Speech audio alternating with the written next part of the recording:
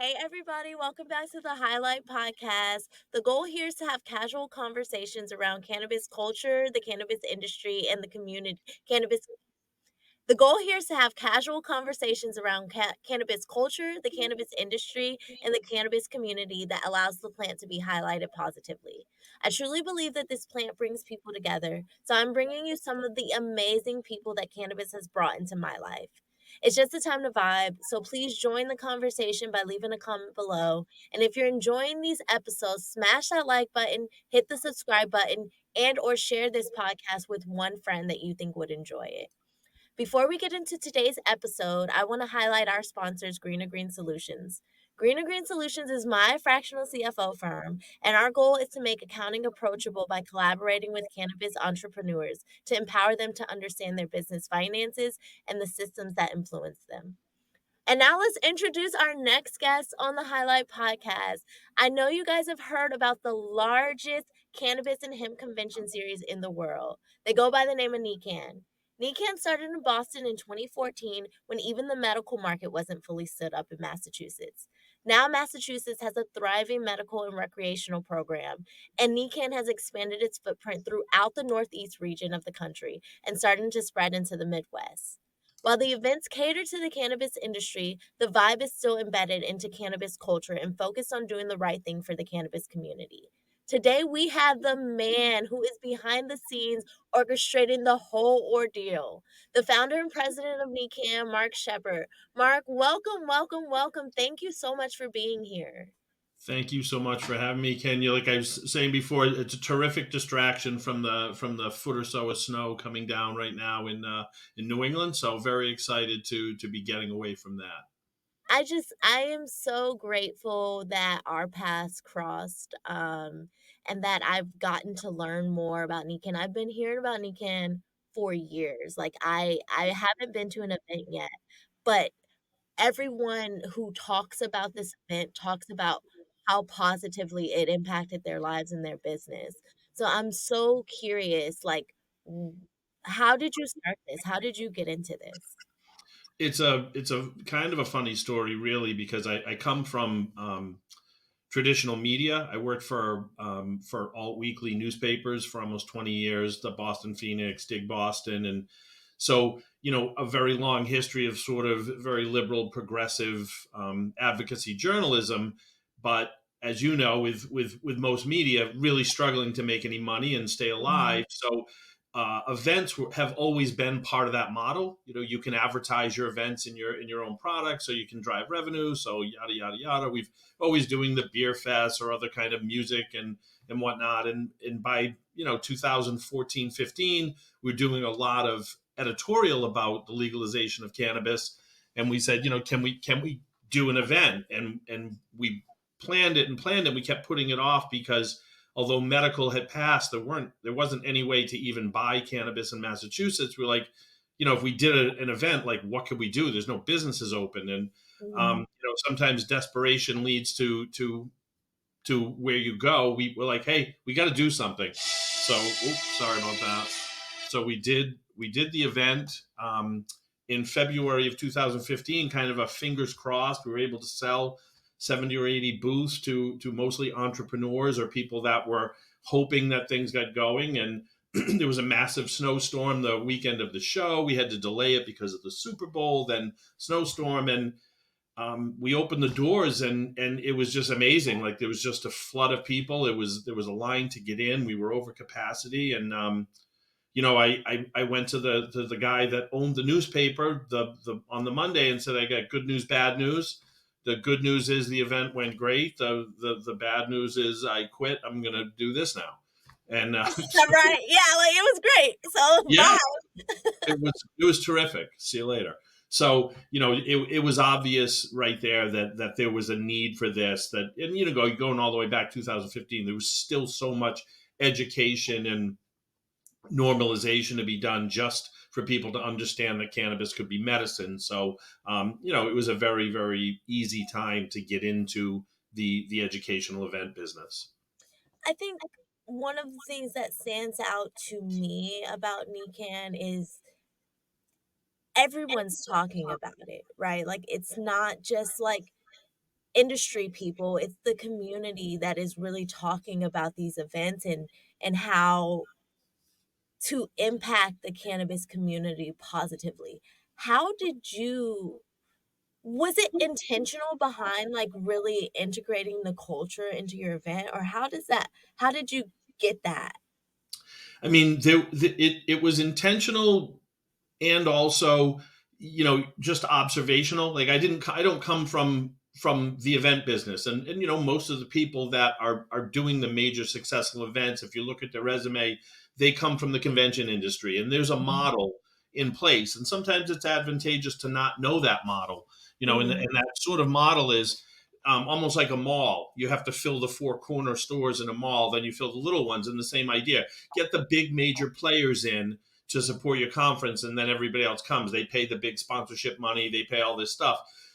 I was really doing it, out of this room and a $50 bank account. I mhm, couldn't attract those people. So we, by default, we had to build with the community first. And we just went with the idea of, well, if we bring the community together, won't that attract the interest of those big players down the road? But we can't mhm, attract them out of the gate.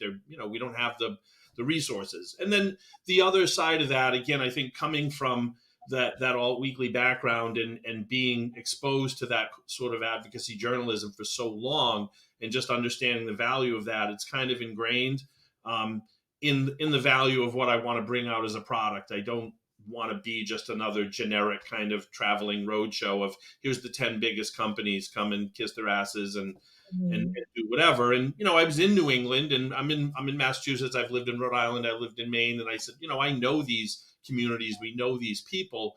If we're going to have these local industries and markets, shouldn't we be part of helping to build the local infrastructure so that when the revenue finally does come, it stays here and it's in the communities, rather than just, again, those people coming in saying thanks for the money and we're going to take it home. So part planned and part pragmatic.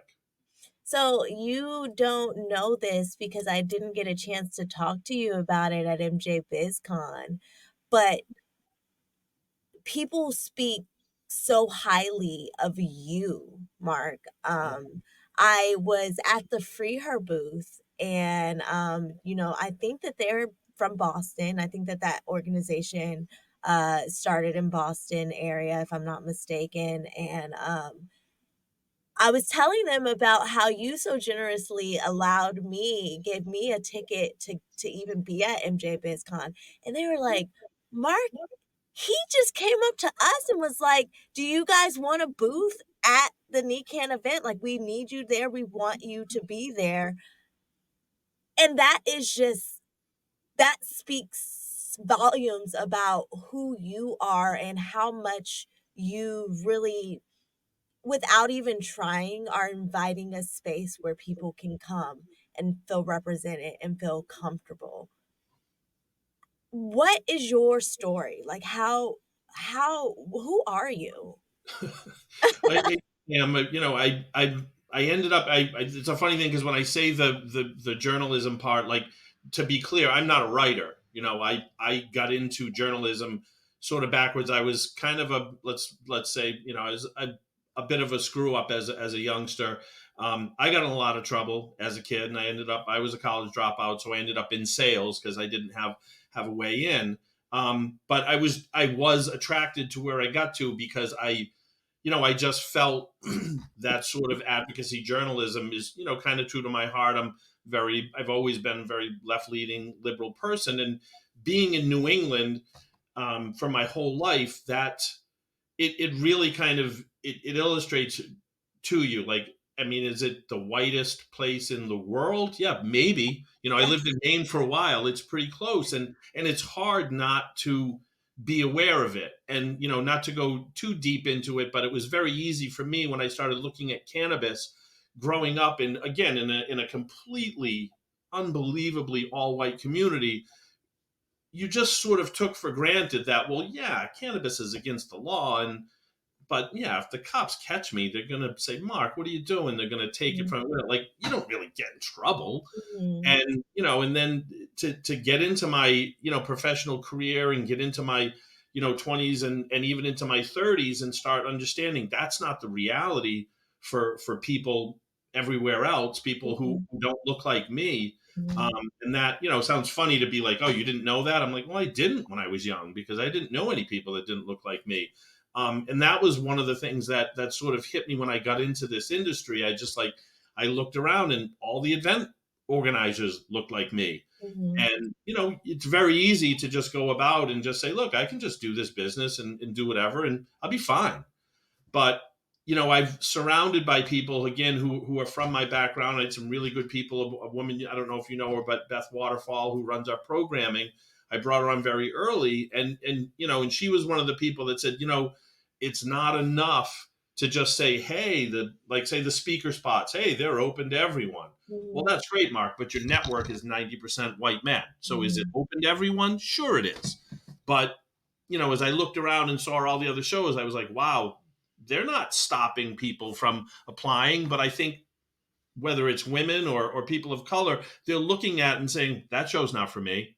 Mhm. And if you don't do something, if you don't do the reach out and make those people feel welcome and make them understand, no, I want you here because you're valuable and we want your voice, it's just not going to happen organically.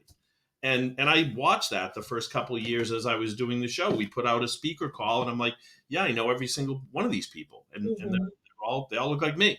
And so we made it sort of a badge for us early on. And Beth does a great job with it. She's like, we're going to have a diversity of voices by hook or by crook, and if we have to eliminate people who are qualified, but we know them so they applied, and we have to reach out and drag people in here to come, we're going to do it. And it's I think it's had a really good impact for us. I don't know if you've seen our New Jersey show, but we partnered with a couple of guys in New Jersey, the Mhm. 420 NJ Invents, the Mud Brothers, and you know the impact they were able to have. Again, just to make people feel welcome and understand, like, no, you want to be here. This isn't the same old crap. Like, it's so valuable to us because I can't bring that credibility myself. I can Yeah. ask and I can say, Yeah. please come. But to have partners like that bring that credibility and actually know what they're talking about, it's just been fantastic for us. And it's our niche in the thing. Again, it can't be MJ Biz. I can't just write checks and make things look beautiful. We really have to build from the bottom up. I appreciate you saying that because even as like a black woman in cannabis, right? Like when I go to an event, I'm searching the crowd for another black person. Right. I really am because it feels like I'm not supposed to be here. Like it feels like I don't see people who look like me. So like it there's a level of stress that comes with it because you don't always know if it's in a safe environment for Of you course. to be in. And so you saying that is so powerful, like you reaching out to the communities, to people who have have a different perspective than you. That is just a beautiful thing and a powerful thing, and that's allyship. So thank you for that. No, I appreciate the kind words, and it's been rewarding. It's never been something that we would ever be like, boy, that's a lot of work or anything. It's just I try to imagine, like you say, like I try to imagine myself in that kind of position. I've never been in that. I've never been to a place where Yeah. I looked around and was like, wow, can I find another white person? It's very Yes. easy to imagine it, but when you say, like, wow, I couldn't even I don't even know how I would find a place like that, and if I got there, how would I feel? Or Yeah. I'd be like, all right, hey, it's business time, and just be no. I mean, you have to prepare yourself. You have to overcome a lot of things, and I mean, that's 30% of your mental energy is going towards that out of the gate.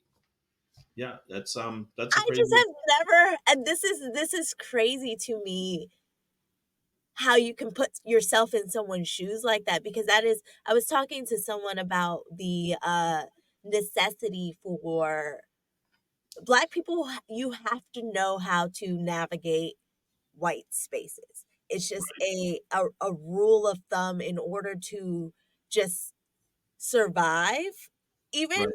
I hate to be dramatic, but No, sometimes I understand in it. order to survive, you have to know how to navigate white spaces, but for white people, it's not always the same because you don't necessarily have to go into black spaces. You don't Right. have to it's just like it's just not a reality, and, so the way that you just enunciated that is exactly, the perspectives that, are not always easy to communicate, and Right. it's not always easy to say, like, "Hey, what do we need in allyship?" Because it's you had there's so much that has to go into explaining that, right? Right. So much And into you that. never know if you're going to have a receptive audience when you try to explain it. Exactly, exactly, exactly. So what exactly does it take to put on a conference at this scale? It's, I'm still learning that, to be to be honest. This is our, this is our 10th year doing it, but it is funny because I go to, I actually go to conferences for people who put on conferences, if you can Oh, imagine. wow, So, okay, wow, that's and crazy that they have those. yeah, it's really funny. They have them for people who do exhibits for a living, but then there's just like this, it's called the SISO. It's Society of Independent Show Organizers. And Okay. and it's almost like going to school to do what you do. And it's a funny thing. It's the only time I ever had, have any kind of experience like that. Again, because when I go, like if I go to that event, it's kind of like when I was in the corporate environment. It was very difficult not to be aware of, like, oh, you all have secondary degrees at major Mhm, universities. I'm a college dropout from a crappy state school. I actually am not, I'm not on the same level with you. And it's hard not to be conscious of that. And when I go to those shows, it's the same thing. I'm learning. I do mhm, think, again, sometimes it's helpful to be on the outside and not be constrained by all the, well, everyone does this, everyone does that. But one thing you can't avoid, like our Boston show, we start working on it. We start working on the 2025 show, 3-4 weeks before this one happens. mhm, You have to have all your dates set. You have to reserve the venue. You have to make your floor map, have all your pricing in place, because when you do our event coming up March 22nd, 23rd, everybody wants to, hopefully they have a good time and they want back in, and you've got to start reserving people right away. So it mhm, actually is like a 12-month event. And I tell people it's almost like your first daughter getting married every year. It's a big to do. And like right now, it's, what is it, 6 weeks out? I'm sick of it. People are like, are you excited? I'm like, No, excited? No. I've been doing this for it's I'm almost at the end is where I'm Yeah. at.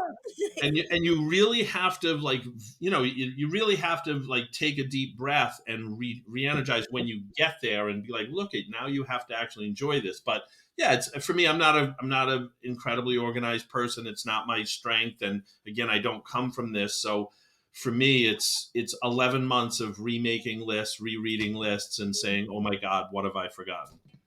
So So it's what a lot. how do you because I know you guys are expanding, like, you guys have been expanding into new cities. How do you decide where you're going to go next? I mean, there's the opportunity. So we look at, is a state ready for our type of show? And Mhm, our type of show is, do we have enough time? Like, say we're doing our first show we're doing two very different first shows this year. We're doing Michigan and Maryland. One's a very well established state in the cannabis industry, Michigan, and one is not, Maryland. And so it's there's our two parts of thinking. One of them is, how is that market being served, and is there a need for us? Over the last mhm, 7 or 8 years, a couple of our main competitors were doing shows in Michigan. I'm like, do I need to be the third show there? We really don't. mhm, Um, but we saw how they do things. They do things a little different. I think I see that, build from the top down model, and I don't think it was working in Michigan, which has a very strong sort of home grow and caregiver community. And I was mhm, like, I think we could do a good show there, but I'm not going to be the third one there. Well, over the last year or so, the other two or three people have left that market. So we're like, well, there's no one doing one. I have a sales rep in Michigan. So now that gives us a year to reach out, connect to the local groups, the local thought leaders, bring value to them and say, hey, can we create an event that works for you guys? And then on the other end in Maryland, where it's close to us, easy enough to get to, it's a new market. We didn't see any barrier of some other show saying, wow, we'll own this. So we'll throw our hat in at the beginning. Same thing, Mhm. plan it at least a year in advance, make a lot of contacts locally, take their advice, their direction, and start building a local show from the ground up, 12 months out. I think it's interesting because you say reaching out to the local community because that to me communicates that every show is not the same. It's really a custom show to the communities that you're serving. Massively different, and the laws can dictate that. If a state has home grow, there's Mhm, obviously a huge cultivator, genetics, all usually caregivers, and if there isn't, that's missing, and you end up on a more business end. Although you can usually reach out and find really good advocacy groups on the medical marijuana side that provide mhm, education and advocacy, and then another piece of it is, of course, what's the social equity program in that state, and how's it being run, and what's the history, and mhm, the difficult part, and the sort of potential landmines there when you're not from an area is finding out who are the self-aggrandizer, and then who are the people that do the actual work, and that's why it's mhm. it's so important to really make a few very valuable connections with legacy people out of the gate, and ask them for direction on that. One thing that I mean, we all know working in the cannabis industry, shit changes fast and shit changes often. Yeah. And so that like, cause I'm thinking like, cause my whole everything that I think about has to do with like streamlining processes and efficiency and coming up with a and you can do that, like you can have a checklist as you're building an event, but because things are changing and it changes the way that changes the audience that you go after place to Right. place, but also year to year, yeah? Yeah. Oh, absolutely. If I like took a snapshot of the floor from our 2015-16 show compared to now, you would never think it was the same event. I mean, our, Mhm, our first couple of years, they literally looked like chaotic bazaars, and now they look like a smaller MJ Biz, and I'm like, mhm, because that was what was needed at the time. And the biggest thing I see in my sort of industry is everybody's sort of maybe a little over obsessed with defining what they are. And it's mhm, important, if you're an event, to distinguish yourself. Like, I'm not just another one. But at the same time, if I had decided on a brand, or like, this is what the New England Cannabis Convention was in 2016, I'd have gone out of business. And we mhm, more go with the idea of, like, try to be an accurate snapshot of what the industry is today, and don't try to dictate what it's going to be. Reach out to everybody, tell them what you have, and the right people will respond. And now we're seeing more and more in Boston the last couple of years, more and more brands and retailers actually exhibiting at the show, and mhm. they say, look, you have 10,000 consumers there. It's not a consumer show, but I'm a retailer. There's 10,000 people here from who are potentially my customers, and the brands, obviously, we want to do business with them.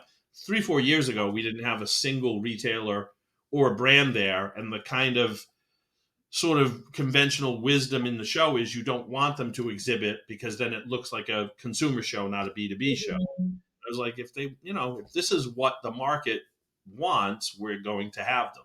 And that's been a big change for us, just organically over the last 2 or 3 years.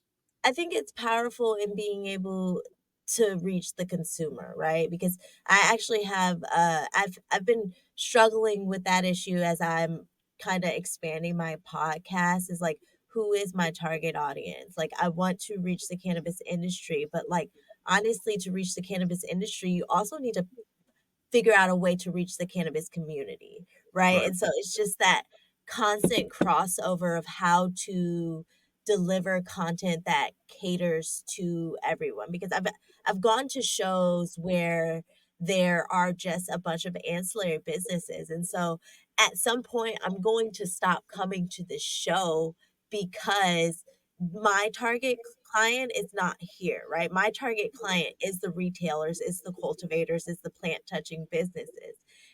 But the plant touching businesses, they have to be able to reach their target as well if they're going to invest in coming to a show. So now Right. you have to now go out and reach the consumer. I my mind is blown on how you've been able to do that. How do you cultivate that kind of reach? Yeah, it's that's I think that's the difference between currently the shows that are, whatever you want to say, growing and succeeding, as opposed to the ones that are struggling. And I think, again, it's probably because that's where most of the money is in the exhibitors and sponsors. And if you go back to 2015, 16, when we first started, I have to say it was a very much a, if you build it, they will come. The idea of, like, oh my God, there's a cannabis convention. So all the work was in get 100, 150 exhibitors here. People will be so amazed that that's happening. They will just come. And you just Mhm, open the doors and people flood it in. 9 years later, there's 40 to 45 legit cannabis conventions a year. Nobody, that it's just not exciting anymore. And mhm, really, the time, energy, and effort, and money, to me, really has to be invested in reaching potential attendees, finding out what's of value to them, and marketing to them over and over. Obviously, you still have to sell the exhibitors, but your main focus has got to be get people in the door. I mean, anybody can sell the exhibitors, sell the exhibit hall 1 year, but if no one shows up, you're mhm. done. And that's new. That wasn't originally the case. And I think maybe some events have been slow on the draw of realizing people aren't coming just because you're here. The traveling circus is in town. Throw up a couple boards and everybody shows up. No, you've got to earn them, and it's that's we put a ton of effort into that. I think from everything that you're saying, like, what I'm hearing is that you guys are tied to your principles. You have principles that you operate by, but you're adaptable in how you show up, in how you reach out, and just it's always the same foundation, but you're okay with changing how your approach. Yeah. Oh, absolutely. Like, if you look at our show in Maine compared to Illinois or Connecticut, different market, but also different people, Mhm, different culture, different everything. And most of the places we're the guest, and so I just think it's a lot easier, to kind of give away the reins and say, look, at what should this show look like, and it's an educational experience. And the idea that you can just cut and paste that in market after market, I mean, honestly, I wish it was true, yeah, but it would it make would it be a so much lot easier, easier. A yeah. lot easier. But yeah, I think if we just took that Boston model and dumped it in the Midwest or Dallas or California, they'd be like, who the hell are you? What are you doing? Mhm, So, mhm. it's just a lot more work, but I just don't see how you can succeed doing it the other way. So you talked a little bit about your partnerships. How do you decide who you want to partner with? What does that process look like? How do you Yeah, vet people, I guess? yeah, it's really the most nerve wracking part of the job, and I've seen it. I saw it when we did Boston for a couple of years. Massachusetts legalized. I mean, now other shows are going to come here. We're a market, so there's some pretty strong competition to be the show in say the Boston market. Mhm, But we did have an advantage there where I saw the shows coming in. I was like, ooh, they've partnered with ABC. mhm. That's a mistake. Yeah. And you saw it, and that was a great lesson for us. We got to see that before we were going out of market, because again, our Mhm, first secondary shows were Maine, Rhode Island. Again, those are my backyard. I've lived there, and so it was easy to pick partners. So I might not have even have thought of that if I hadn't seen it sort of blow up in the face. So I feel like you kind of almost have to take a group vetting. Like, if you're reaching out, online, you're obviously going to see the people that have the loudest voices in a market, mhm, and mhm, then you can look up some history. Typically, I think the thing is, if you reach out to 7 or 8 people at the same time, and you're trying to find a consensus. You're asking a group about other groups. Sometimes you find one person who's involved in two or three groups, and you're Mhm. really trying to get that vetting done by multiple sources, over and over again. And we've certainly had our missteps, and I'm sure some people feel they had missteps by partnering with us. I mean, Mhm. um, there's no perfect way to do it, and in the end, it's great to be able to go out to the market, meet with people face to face.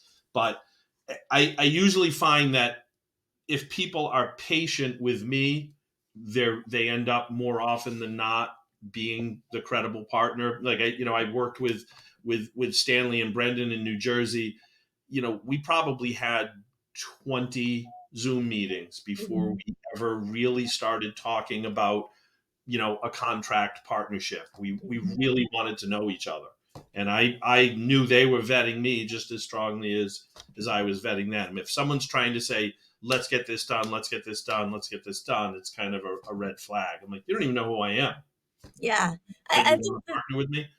I think that that is so important, like, 'cause I think about it too because I wanna be intentional about the, for even for this podcast, right? Like, I've come up with so I want this podcast to really highlight the people whose vision for the industry aligns with mine at some capacity, right? Because I don't want to use my platform to highlight someone who wants to capitalize on the industry, right? I want someone who cares about the consumers, who cares about the community, who cares about the industry in a similar way that I care about it, right? And Right.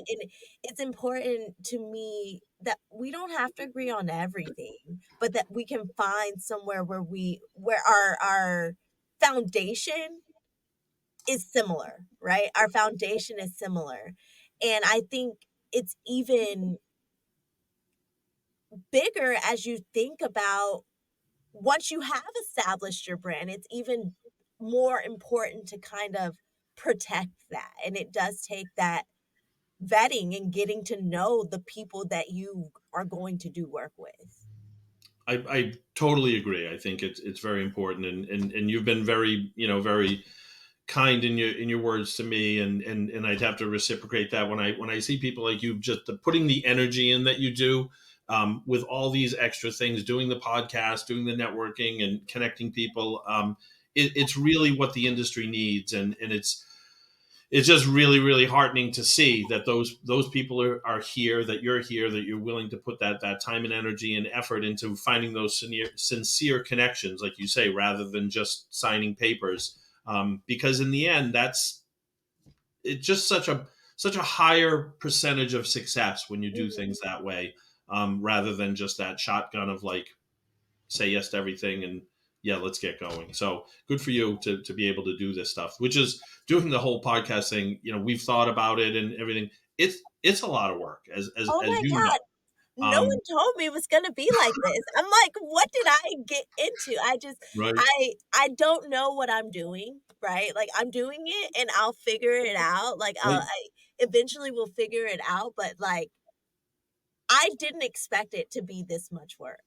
It's honestly why we don't do it. I just I'm didn't like, we know. don't have that much. We don't have that much bandwidth. It's a Yeah. lot. It's way more than people think. Yeah, I was thinking about, like, because I've released try to release an episode every Wednesday, right? I still haven't edited it. I don't know. I have just now started giving people promo because I was like, yeah, I didn't know you had to do that. I thought if I just started making the podcast, like people would come. I didn't realize, like, Why wouldn't they? but it's great. I'm talking to great people. I thought just get the great people and talk to them, and people will come. And I'm just like, this is this is Oh, that's so different. funny. Yeah, no, we dabbled in it. I was like, I'd have to hire another person just to do this. I can't do it. Well, I appreciate you coming. I'm sorry, I'm dying here. You're gonna make it. I'm just getting over being sick, and so, like, as I talk more and use more energy, I'm like, "Oh." I still I'm still not 100% relaxed a little bit, but, what I'm saying is I just I my mind was blown that you said yes. My mind was since talked to you the first time, my mind was blown that you knew who I was, that you would extend I just I'm trying to get my words together because you have had a great impact on my life, and I don't know if you realize that, right? Like, I don't know if you realize how impactful it was. I decided last minute to even go to MJ BizCon. It for background, everyone, like Mark actually sponsored me being able to be on the MJ Biz floor. He extended 2 free tickets to me to come to MJ BizCon and be a part of that experience.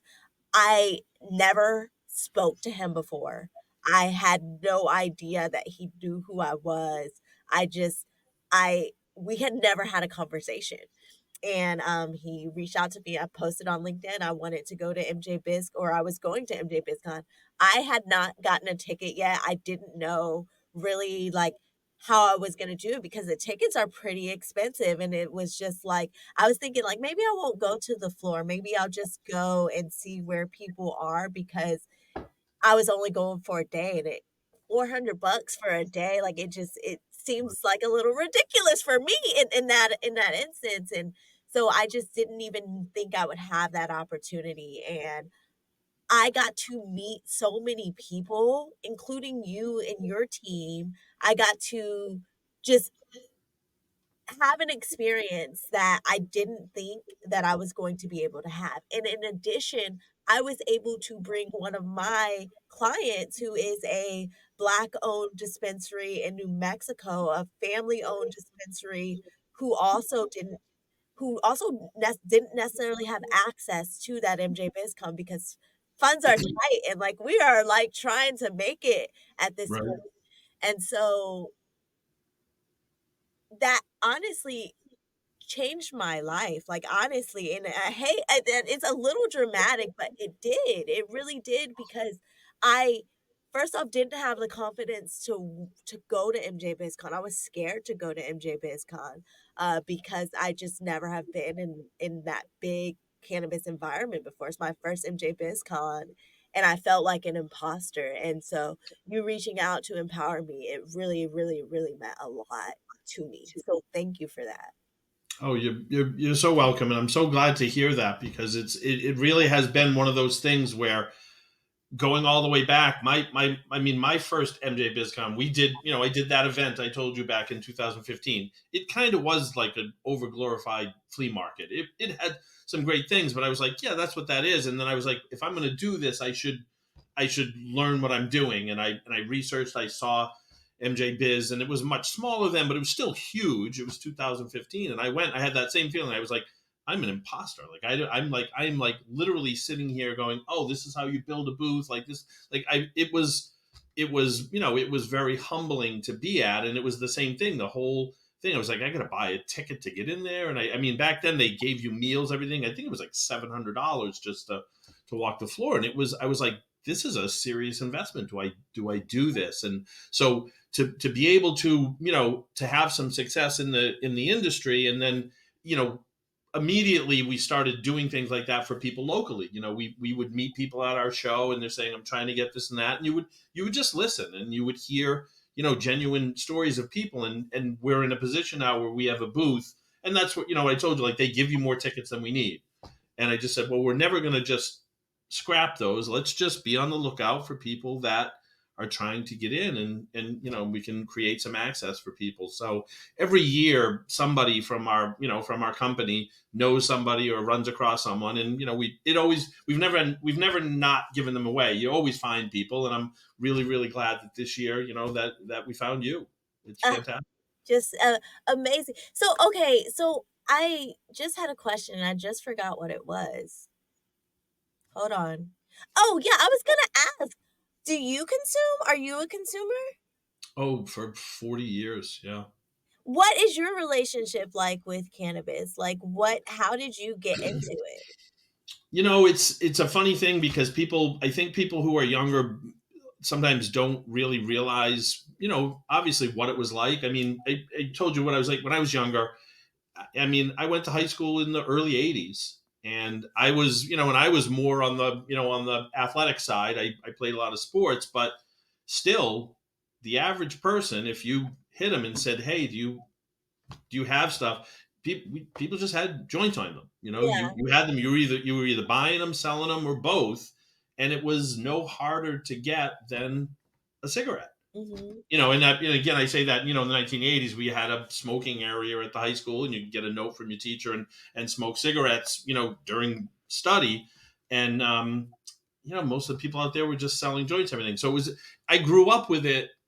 Again, in a massive, I later learned in a massive bubble of privilege in that, Mhm. yeah, you can do this. And yeah, the cops say, no, no, no, but it's a joke.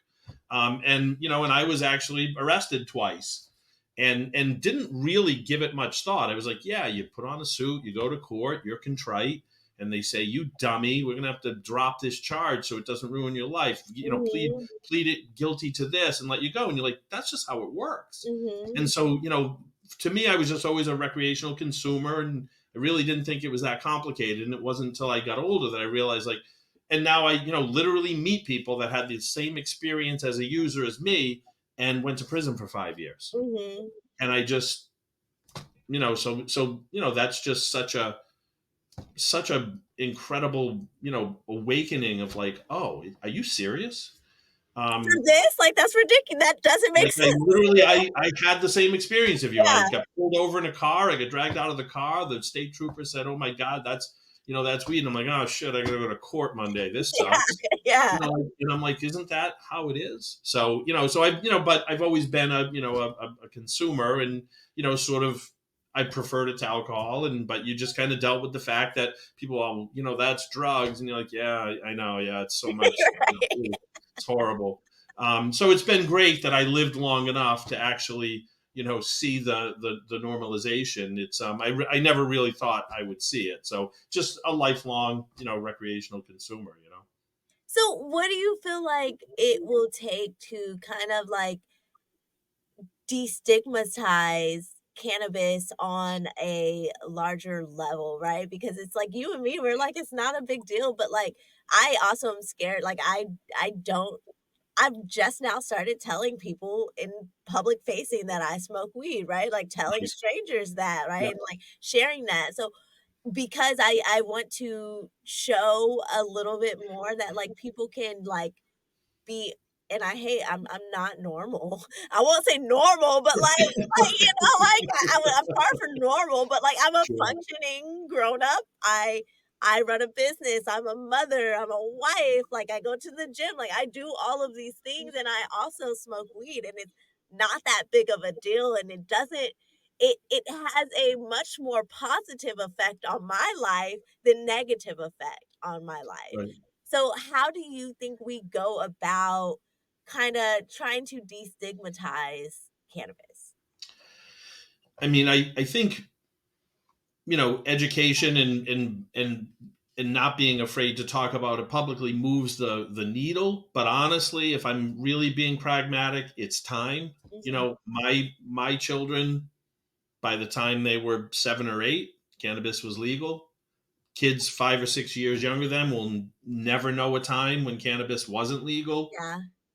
By default, when those kids are in their 30s, they how can there be a stigma? You've been able to buy cannabis at the corner store my entire life. So I don't really think, that you're going to change it too much with people past a certain age, and there's still, I think, the biggest hurdle, and this is kind of a funny thing, but I think the biggest hurdle comes from a very, very bizarre, just the fact that with alcohol there's a test, Mhm. and with cannabis there isn't one. and i Mhm. and i think people a lot of times miss that point. We all know that being able to test, say, for drunk driving doesn't eliminate drunk driving. Right. People still do it, but people feel comfortable with the fact that there's well, if somebody does it, they can be caught and go to jail. Whereas with cannabis, you can't test for it. I mean, I could be high 5 days ago; it's in my blood, Mhm. and you can't really prove that I'm high on the spot. So I think that makes people uncomfortable, and Mhm. especially if you don't know anything about it, I think that's like one of the biggest hurdles. And I don't think there is one, but if there was a way to eliminate that, I think it would be very helpful, because that's the biggest fear tactic. People say, well, now everybody's going to be driving high. Well, I Mhm. hate to break it to you, they have been. Right, Um, like yeah. don't want to scare you, but they've been doing it for 100 years. But that's a very real scare tactic. If in anything that the anti-cannabis forces can grab onto. I mean, we hear every year the warnings. Oh God, people are going to put cannabis in your children's candy. The Yeah, most like, why would I do that? I need my like, gummies. Like, why don't they just give out $50 bills to kids? Like, what are you right. talking about?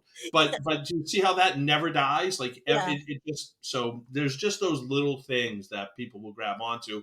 But generationally, again, I think we're one generation until how can it not be normalized? Yeah, I think that that's actually I didn't think about that, but I think too about the accessibility to weed. I think that in a lot of ways, like, people are just making a bigger deal out of this than it needs to be, right? Like, it's just a Right. little bit dramatic. Like, the regulations, it's just like, Oh, it's just weed. Like, we don't have to do all of this. It's you guys are taking it overboard. Like, relax. no, when we did a little thing, a little video years and years ago. I don't have it anymore. But the difference between the fact that at 21 years old I can walk into a liquor store and buy a case of vodka, no questions asked. Yeah. Mark, do whatever you want with that. Yeah. Nobody cares. Leave. But if I go into a store to buy one joint at 45 years old, I'm recorded in the parking lot. ID to get in the building, second ID to buy the product. It's in special childproof packaging, and by law in Massachusetts, it has to be sealed and out of reach of me. I can have the vodka bottle in my lap, but the joint's got to be away. And then if I have a certain amount in my home, it has to be under lock and key past a certain amount. I'm like, it's insane. This is dramatic. Like, we don't like, and who's gonna even check for all of this? Like, it's just Right, like, it's just, you're just making up rules that you don't have really a way to enforce. Like, right. it's just, it's ridiculous. So, It's the nonsense. message there is, like, free cannabis, free weed, like, let it just do what it's supposed to do, which I feel like is heal communities and give people, let people make the choice. Just let them Right. make the choice. Absolutely. It's a bizarre thing. I mean, there is no real, like, and obviously it's different state to state, but there hasn't been a real barrier to cannabis use in Massachusetts in my life. It's Mhm. just like you say, non-enforced laws, and nothing bad's happened. The idea that somehow if you say it's legal, what's going to change? All hell's That's gonna the break loose, thing. like, it's not. No, and that's the biggest thing is the people who are against it. I'm like, you're in denial. You think because people don't publicly talk about it, like if I'm a school teacher or if I'm a fireman, I'm not gonna. Why would I tell people I use cannabis? Right, So I right. keep it secret. I go, you just don't realize everyone around you is already using it, and Everyone's you think already high. Like, they we're all already high. we just can't talk about it Right. because we're not supposed to. Well, So thank you so much for spending time with me today. I really, really appreciate you. I can't wait. I'm coming to, oh, where can you tell us a little bit about the events that are coming up? When are they? Like, yeah, how do yeah. we get our tickets? What do we need to be doing? Yeah, I mean, our signature event is the New England Cannabis Convention. It's going to be really, really great this year. It's our 10th anniversary. We're doing a bunch of things. We're making a huge 10th anniversary commemorative program guide with all kinds of history and future of cannabis in New England. We've got 300 plus exhibitors, 5 programming tracks. We're doing 4 free workshops, including yoga and meditation. We have a dedicated women's lounge available for the entire show, just kind of like a sanctuary space to get away from things. We have a terpene tasting experience, an education village. So it's all at NECANN.com. You can get the tickets for the Boston show right now. $55 for 2 days to walk the floor, 115 to get all the programming. Green Market Report's also doing a finance summit on Friday. So that's our big event, NECANN.com. And then through the year, we do Maryland, Illinois, Vermont, Connecticut, New Jersey, and New York. So right on our homepage, you'll see our full schedule, links to all the events, and it's going to be a crazy year. This is the most shows we've ever done, and they're all great. Will you be at your shows? I'm there. Who would people complain to if I wasn't there? Oh yeah, I'm there. Just get in line. So you guys, Mark is accessible at his shows, kinda, right? Like Yeah, you might have to wait to talk to you're him, going to but be he's patient, gonna but you'll be get a there. shot. He'll be there. Are there any other shows that you're going to this year, or any other ways that we can connect with you? Or we just need to pull up to the NECANN convention? You should come to the NECANN convention, but I do kind of scope out most of the major shows. I'm obviously, we have a booth at MJ Biz. We probably go to 15 or 20 other shows during the year. We're always kind of lurking around at the other shows. Well, awesome. Thank you again. And how can we keep up with you on social media? Like, what's the best? Keep up with you or keep up with NECANN? What's the best way to stay plugged in with what y'all are Yeah, doing? I mean, we're across the board. All the links are on our homepage. We have a really great Instagram page where we aggregate all relevant cannabis news and then put out info on our things. And then it goes to our Twitter feed. We're Facebook and YouTube. They're all different because in the cannabis industry, you kind of have to be careful on social media. So there isn't just one name for us. But if you put in NECANN on any platform, you're going to find us, and we're pretty much everywhere. And if people are interested in partnering with NECANN to get a booth at the event, who should they reach out to for more information? This may be my last year doing it because it's finally kind of becoming overwhelming. But the main phone number and email on the NECANN account both come to me. So you'll Okay. see my phone number on the site. You can call me directly, and there's an info at necann.com on the site that comes directly to me too. So feel free to reach out anytime. Mark, you are amazing. You are a gem, and I feel like I've learned so much on this call, on this webinar, or whatever you call on this episode. Episode. Um, yeah, and so I want to just thank you. And just let the audience know that if you guys liked this episode, please like it and share it with people. Because the highlight is where we come to talk and to just have real conversations and to talk about the things that are going on in the industry and in the community with people who care.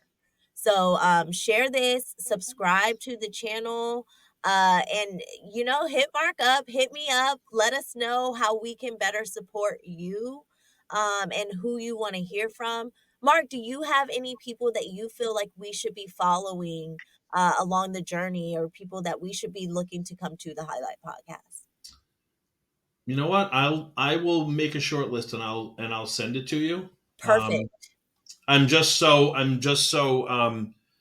head full from your praise and so full of myself. I can't think of anybody as good as me. Can't think of Right. anyone. But Bring I me will back. definitely I'll send you something. And thank you again so much. And definitely send me a link when this is live. I can't wait to share it across our social media and introduce them to you. And much success to you moving forward. Love your energy, love your enthusiasm, and really great to spend some time chatting today.